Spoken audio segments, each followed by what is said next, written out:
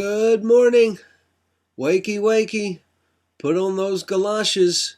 Put on your long underwear. Or maybe put on the underwear first and then the galoshes. Chances are you already have the long underwear on. Welcome to winter in a big way. It's the Monday morning cup of coffee. I've got my Edison Records coffee cup. Let's have a sip together. I hope wherever you are, you have electrical power and that you're safe and not stranded on an interstate somewhere. It's getting warmer here in Nashville.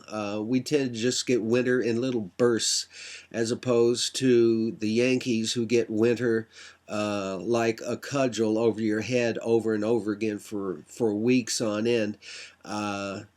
New York, Philadelphia, Washington, D.C., Boston, all just incredibly snowed in.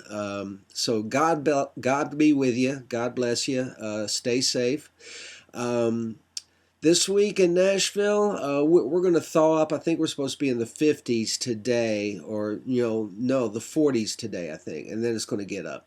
So that's what's been going on here. I didn't have any gigs this weekend. I just sat around the house, except for Saturday night. My son and I went to the Bridgestone Arena to see Tool and Primus.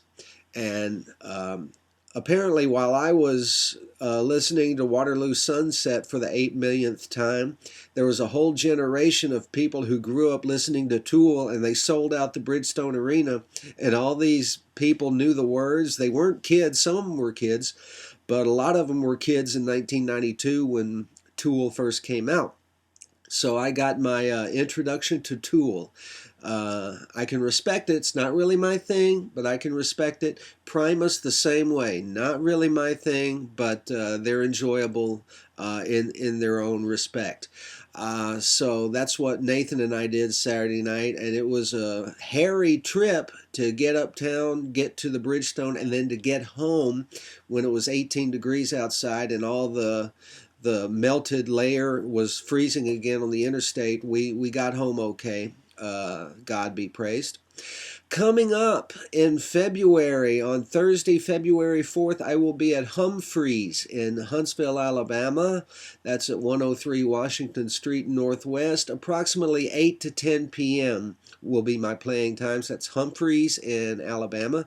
Saturday, February 6th at Douglas Corner here in town, 2106 8th Avenue South. I will be in the round with Chris Gantry, David Olney, Peter Cooper, and me. That'll be at 9 p.m. Saturday, February 6th. And then Monday, February 8th, a very cool, very interesting new project that I'm going to be on the maiden voyage of.